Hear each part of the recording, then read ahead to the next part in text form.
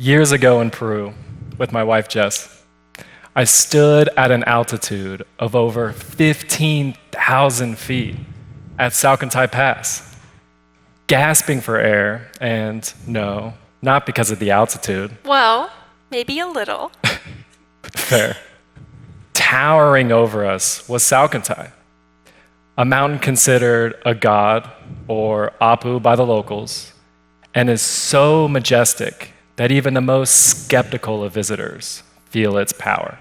Unexpectedly, our friend and local guide Joel arrived at the pass and came up to us to say hello, just as casually as you might say hello to an old friend that you ran into at the grocery store.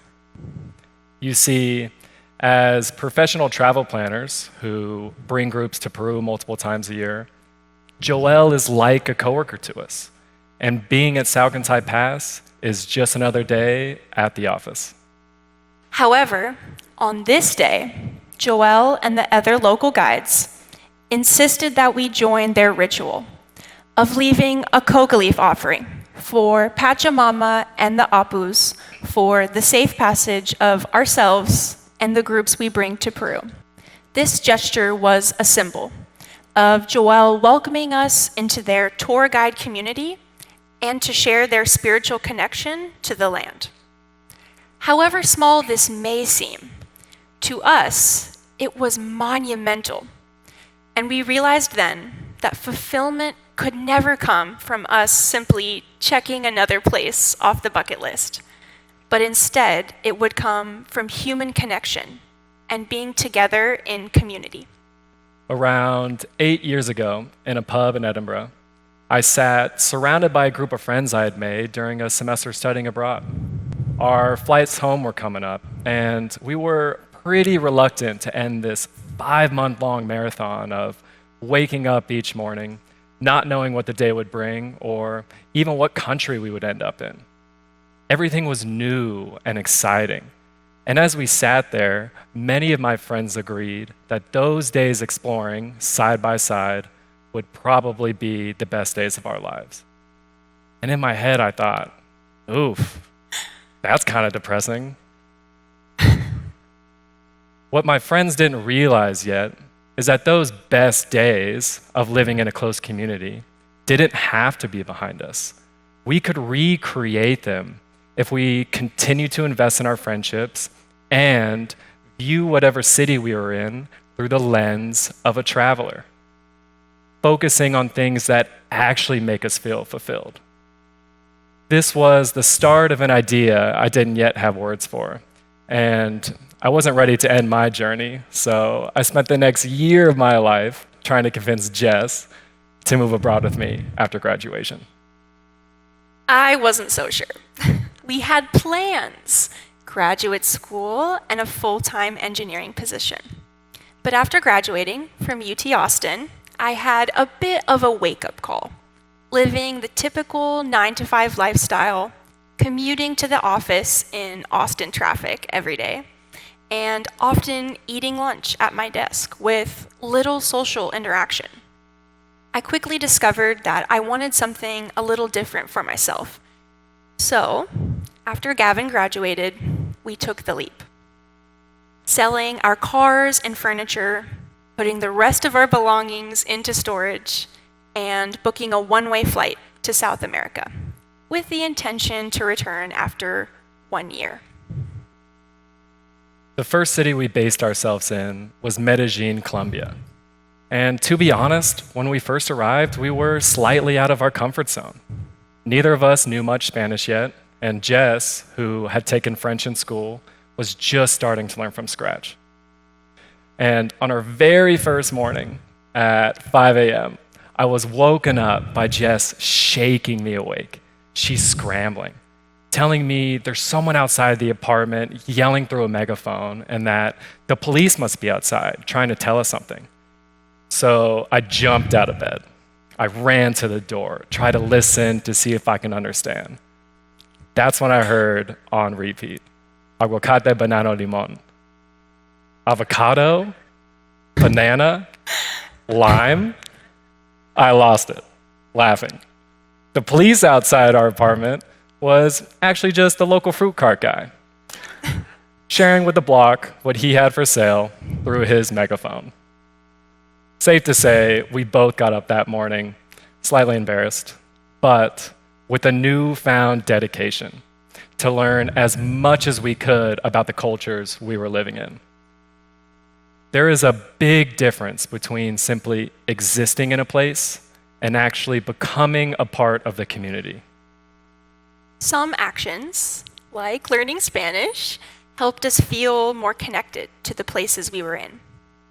Our apartment in Medellin was within walking distance of cafes, climbing gyms, and grocery stores that we would visit daily.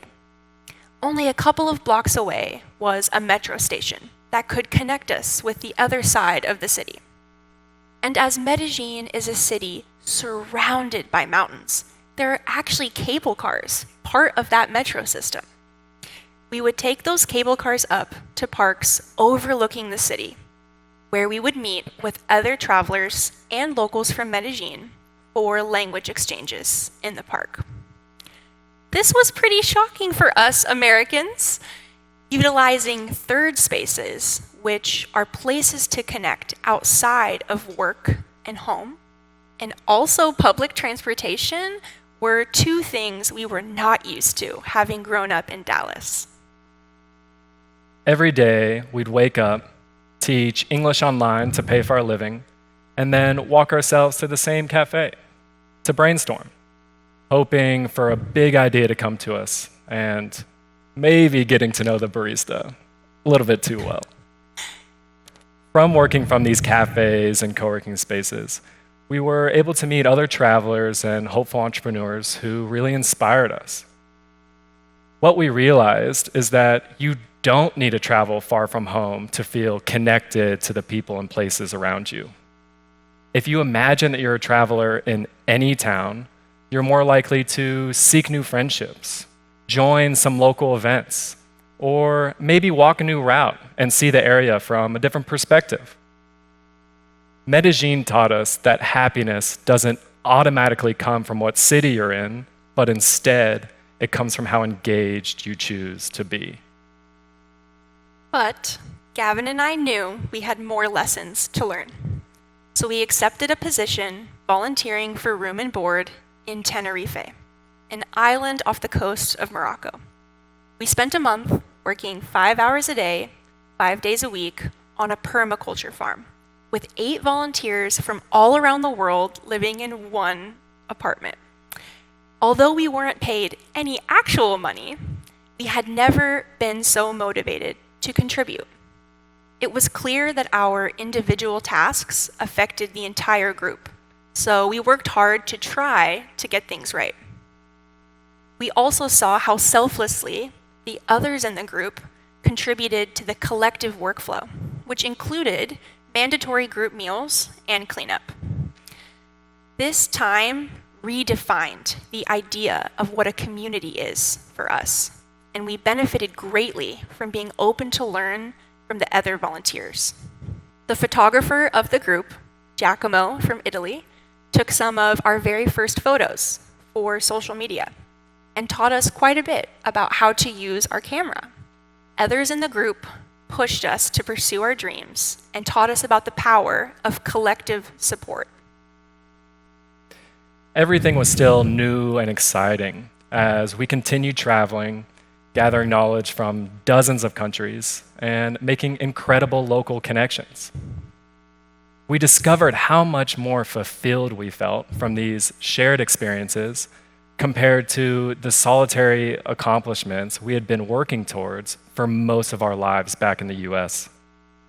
These lessons inspired us to create our business rooted in community, leading week-long group trips for others looking for the same excitement and connection. So, our gap year turned into gap years as we continued living out of 45-liter backpacks. I honestly forgot all about grad school applications and dove headfirst into growing our new business and learning the work-life boundaries of the local partners we were meeting. We quickly realized that business relationships are often personal. And these partners wanted to hear about our lives as an assessment of if they even wanted to work with us. They were often pretty curious about us. Who were these two young kids, so far from home, so determined, and also wearing chacos to a business meeting? Our partner in Nepal, Paul, often reminds us that community is what matters, not work. The majority of the guides and porters on this team are part of a family. In-laws, cousins, father and son. Compared to some startups that talk about their business as if it's a family, this team is actually family, and they operate that way. They want each other to be happy in all aspects of life, not just during work hours. So they make decisions based on shared core values instead of short-term profits. We were truly inspired by this type of business, but we were still learning. While living in Transylvania, we spent our days in a rental apartment, shouldering the responsibility of building a business ourselves, and days would go by where we wouldn't speak to a single person. We had spent so many years working to build a community on the road, and yet would isolate ourselves, reverting back to the same old ways of seeking individualistic achievement. And we did achieve. We sold out trips, but then the pandemic hit. And this led us into one of the most lonely times of our lives. We quickly began to see the devastation everywhere, in our friends, our family, but especially in the travel industry abroad. Seeing how many others in the US were struggling and seeking a deeper connection reminded us of why we began the journey in the first place. So, we decided to practice what we preached and create something new. Month-long trips for those who were able to work remotely abroad. We took all of the lessons we had learned from years of travel to create what we hoped would be ideal living scenarios in walkable cities with co-working offices, third spaces, and nature, all accessible. These trips were not intended to be vacation, but instead about making a lifestyle change. On our very first remote work month, as we call them, the entire group set out together to hike Volcano Acatenango in Guatemala. It is a grueling 4-mile hike up to almost 12,000 feet. But from the campsite, you are perfectly positioned to watch the neighboring volcano, Fuego, erupt.